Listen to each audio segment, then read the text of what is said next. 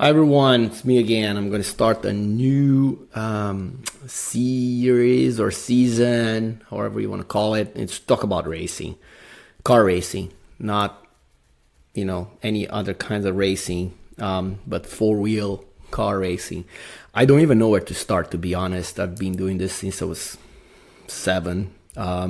Reason being from Brazil. If you don't know how to play soccer, there are not many other sports you can actually engage in.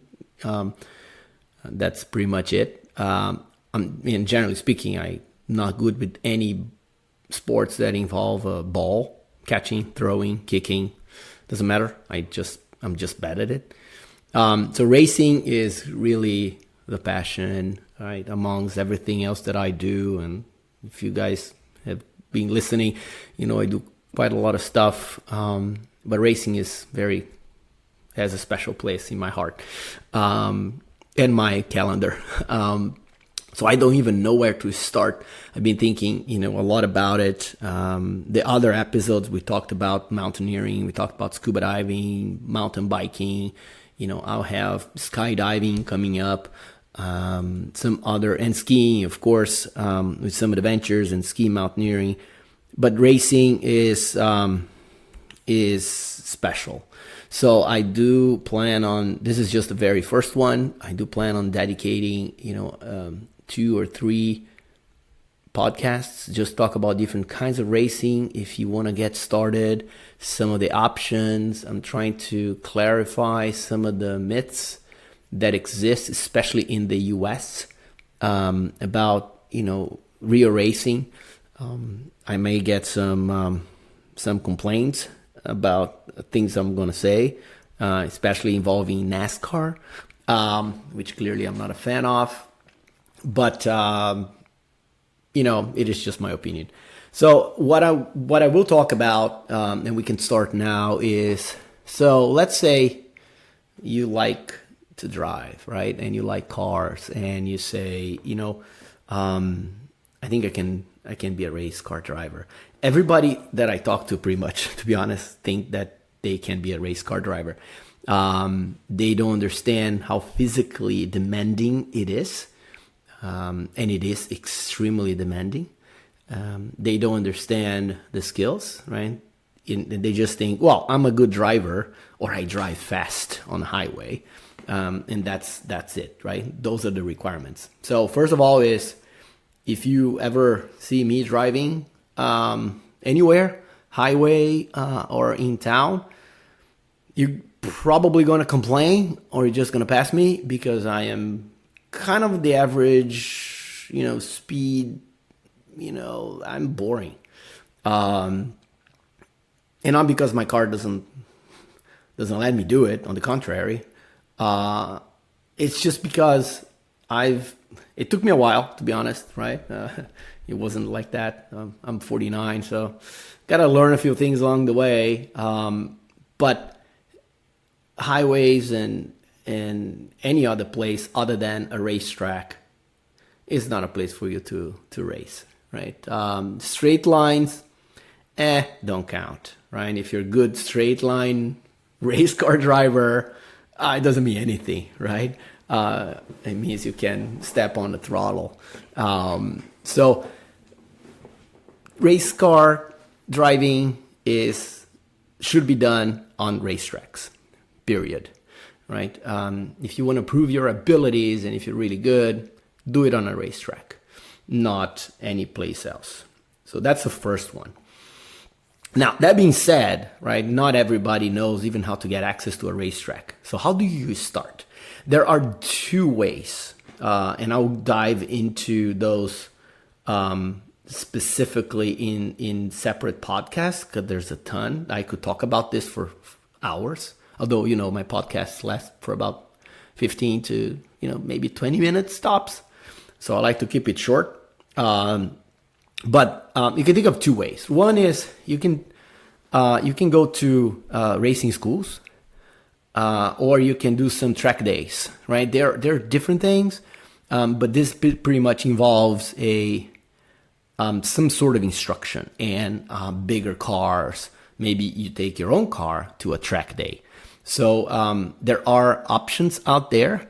Again, I'll dig deep into sort of the options and what a track day looks like in the next podcast. Some of the organizations that run, how it's run, what you need to do, what happens to your car, what you need to do before and what happens to your car after. Insurance considerations, of course. But it will give you a flavor, right? It will give you some of the idea of car racing if you participate on those. If you take classes in a racing school, you're gonna go even deeper, right? You get a chance to maybe you drive your own car, maybe you drive a Mazda Miata, maybe they have some sort of formula car, right, with open wheels. But it will go farther, and you're obviously gonna pay for it, right? There is a cost, and this is the best way of burning money is if you own a race car or a boat. I don't own a boat, but I own race cars, and they are expensive. So, and then you have, so those are like sort of one way, right, or maybe two, to get into car racing the proper way. The second one is, again, my passion is if you start go-karting.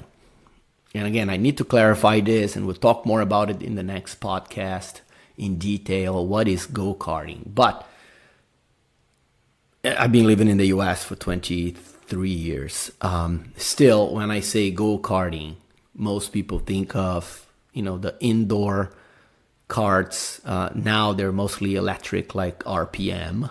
If you have, one of those places close by, you know what I mean. And this is what they mean. Oh, you go-karting. That's cute, right? So my 5-year-old also goes. It is true, right? This is also go-karting. This is how mostly go-karting is known in the US. However, go-karting is actually, performance go-karting is a whole different ballgame, right? It's highly popular in Europe, of course, in some places in Asia as well, and South America, as well as Brazil. And it is the stepping stone for every professional race car driver, I would say outside the US, because inside the US you can have other ways to get to the top. I'm talking about IndyCar series. I'm not talking about NASCAR again. But outside the US, it's the only way. And what is really interesting is, and we'll talk more about it, what it means really, what is a performance go-kart in the next podcast or in a couple podcasts from now. But it is how Formula One drivers, and we're talking about 20 of the best, 20, that's it, right? Of the best drivers in the world, this is how they practice, right? They typically go back off season because they are not allowed to, according to the FIA, right, the International Federation of Autosports, the FIA doesn't let them practice on actual Formula One cars, except if they are old, F1 cars, which doesn't help much in terms of practicing for the next season. So they go back to go-karts, right? They go back to karts. The name go-kart actually annoys me. So they go back to karts. And those karts are extremely fast, extremely hard to drive, right? I'm talking specifically usually about shifter karts. I own one.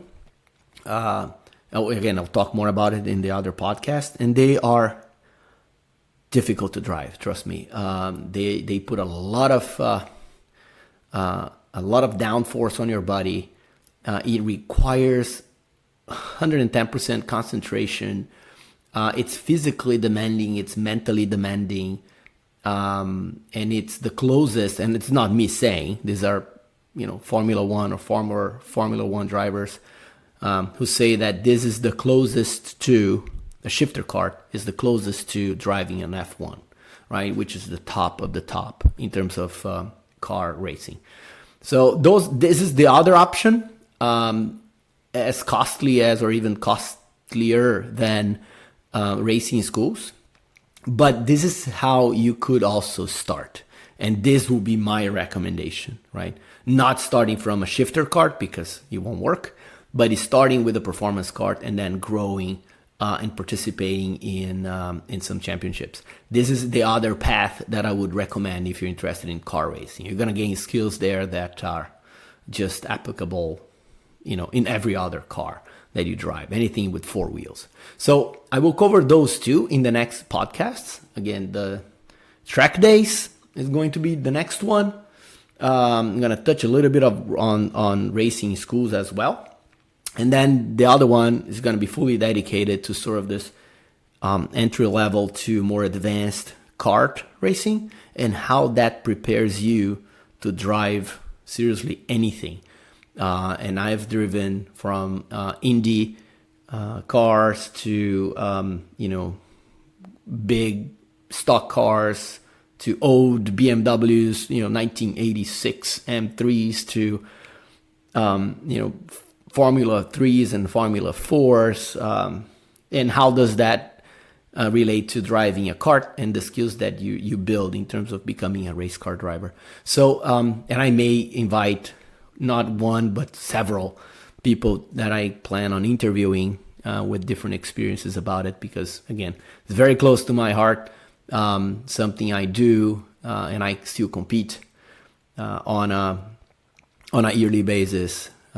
Several races a month. So I'll have a lot of fun talking about it. I hope you guys enjoy it too. And I get people excited to start it. So next two coming up soon. And then we'll get more details. Talk to you guys later. Bye.